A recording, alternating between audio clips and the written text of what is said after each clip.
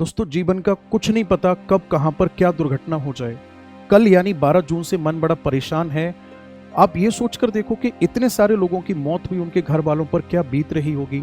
किसी ने अपने पिता को खोया, किसी ने बेटे को खोया, किसी ने माँ को खोया और किसी ने अपने छोटे छोटे बच्चों को खोया। साथ में पूरी अपनी दुनिया ही पूरी की पूरी तबाह हो गई। दोपहर 1:38 पर एयर इंडिया की फ्लाइट B787 ने गुजरात के अहमदाबाद से लंदन के लिए उड़ान भरी और कुछ ही देर में ये प्लेन क्रैश हो गया और जाकर के पास में एक डॉक्टर की जो हॉस्टल्स बिल्डिंग थी उससे जाकर के टकरा गया। मतलब ये प्लेन क्रैश इतना खतरनाक हुआ कि इस प्लेन में जो यात्री टोटल जो मेंबर थे इसमें वो 242 मेंबर्स थे। केवल एक मेंबर ऐसे हैं जो अपनी जान को बचा पाए। 241 लोग जो विमान में थे उनकी तो डेथ हुई है।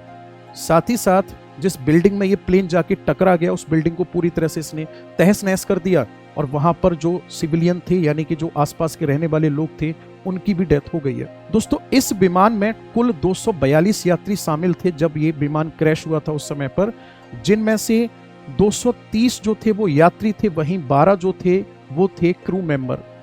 और 230 में से 169 मेंबर जो थे, 169 पैसेंजर्स जो थे वो इंडियंस थे, 53 जो थे वो ब्रिटेन से बिलोंग करते थे, वहीं 7 पुर्तगाली थे इसमें और एक कैनेडियन मेंबर था। कोई भी नहीं बचा, सारे लोगों की मौत हो चुकी है।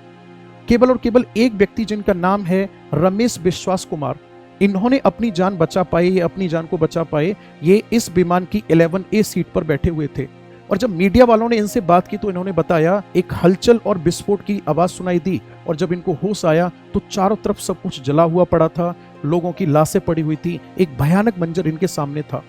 इनको भी चोट आई हुई है, इनका हॉस्पिटल में इलाज चल रहा है और हमारे देश के बड़े पॉलिटिशियन ने इनको जाकर के थोड़ा सा इनको हिम्मत दी है और इनको जाकर के विजिट किया है। और जब इनसे बात की गई तो इन्होंने कहा कि मेरा ये एक नया जीवन शुरू हो रहा है और मेरा बचना इस बड़े हादसे में, अकेले इंसान का बचना, ये किसी ऊपर वाले के तजुर्बे से या ऊपर वाले के एक मिरेकल से कम नहीं है। दोस्तों, ये प्लेन बोइंग कंपनी का था जिसका नाम है बोइंग 787 और इसे ड्रीम लाइनर के नाम से भी जाना जाता है।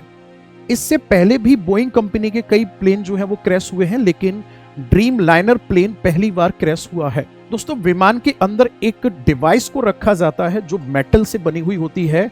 अगर प्लेन क्रैश होता है तो उस प्लेन में क्या वजह रही होंगी उसके क्रैश होने की, वो सारा डेटा हमें यही डिवाइस बताती है और इस डिवाइस को कहा जाता है ब्लैक बॉक्स। लेकिन इसका जो एक्चुअल में कलर होता है वो ऑरेंज होता है, जिसे इंटरनेशनल ऑरेंज के नाम से जाना जाता है। यही वो डिवाइस है जिसका जब साइंटिस्ट स्टडी करते हैं तब वो बता पाते हैं कि प्लेन क्रैश होने की मुख्य वजह क्या है। और ये जो डिवाइस है वो 2 तरीके से काम करती है या 2 पैटर्न पे काम करती है। पहला तरीका है इसका फ्लाइट रिकॉर्ड डाटा, यानी जो फ्लाइट है उसका पूरा का पूरा डेटा रिकॉर्ड करना, और दूसरा प्रोसेस है इसका जो कॉकपिट है उसकी वॉइस रिकॉर्ड करना, यानी कि कैप्टन और क्रू के बीच में क्या बात हुई है, क्या कैप्टन ने बोला है उस टाइम पर, दोनों कैप्टन ने आपस में क्या बात की है, वो सब कुछ इसमें रिकॉर्ड होता है। जो 12 जून को प्लेन क्रैश हुआ है उसका जो ब्लैक बॉक्स है वो हमारी सेना ने उसको पूरी तरह से रेस्क्यू कर लिया है, उसको निकाल लिया है। अब इस पर रिसर्च होना शुरू हो चुका है कि आखिरकार इस प्लेन के क्रैश होने के पीछे मुख्य कारण क्या रहा है। और जब भी आपातकालीन स्थिति होती है तो उस समय पायलट 3 बार एक शब्द का प्रयोग करेगा। उस शब्द को कहा जाता है मैडे मैडे मैडे।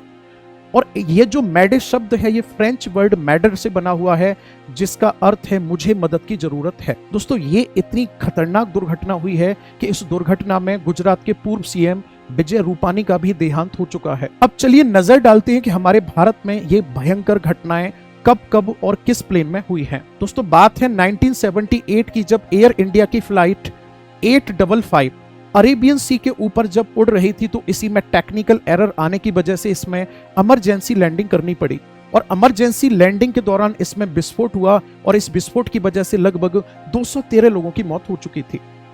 बात है 1985 की, जब आयरलैंड के पास कनिष्का बॉम्बिंग ब्लास्ट हुआ था। दरअसल आयरलैंड के पास में 1985 में आतंकवादी विस्फोट हुआ प्लेन में और इस प्लेन में हुए आतंकवादी विस्फोट की वजह से, यह भी एयर इंडिया की फ्लाइट थी, इसकी वजह से 329 लोगों की मौत हुई जिसमें से 268 हमारे भारतीय थे। इससे पिछली जो प्लेन क्रैश की घटना हुई है वो 2020 में हुई है, जब कोविड के दरमियान दुबई से जो हमारे भारतीय थे उनको यहां पर लाया गया तो केरल के कोझिकोड रनवे पर जब ये फ्लाइट रन कर रही थी उसी समय इसमें एरर आने की वजह से फ्लाइट 2 हिस्सों में टूट गई थी और ऐसा होने की वजह से लगभग 21 लोगों की मौत हुई थी। अब दोस्तों ये जो हमारी दुख की घड़ी है ना, ये हमें एक दिन और याद दिलाती है 1996 की। 1996 की बात है जब हरियाणा के चरखी दादरी के ऊपर एक भयंकर घटना हुई। सऊदी अरेबिया के लिए एक फ्लाइट ने उड़ान भरी, वहीं कजाकिस्तान से आई हुई फ्लाइट ने यहां पर उतरने के लिए कोशिश की और हवा में ही दोनों के दोनों प्लेन जो थे वो आपस में टकरा गए और इस कोलिजन को मिड एयर कोलिजन के नाम से जाना जाता है। और ये इतना खतरनाक कोलिजन था कि इसमें एक भी जिंदगी नहीं बची थी।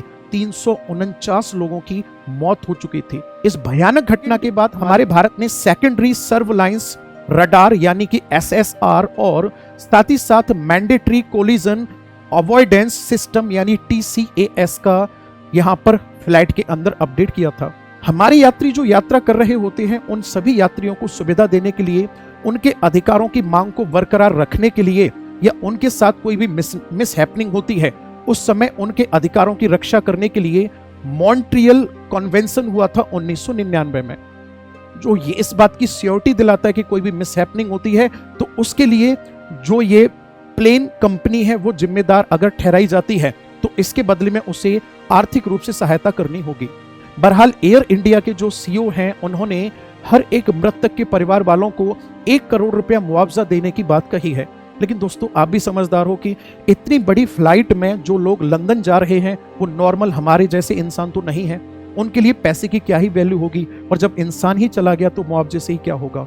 लेकिन हालांकि ये जरूर है कि उनके जो फैमिली मेंबर हैं उनको इकोनॉमिक सपोर्ट जरूर मिल सकता है। दोस्तों ये दुर्घटना जो है वो वाकई में दिल दहलाने वाली है।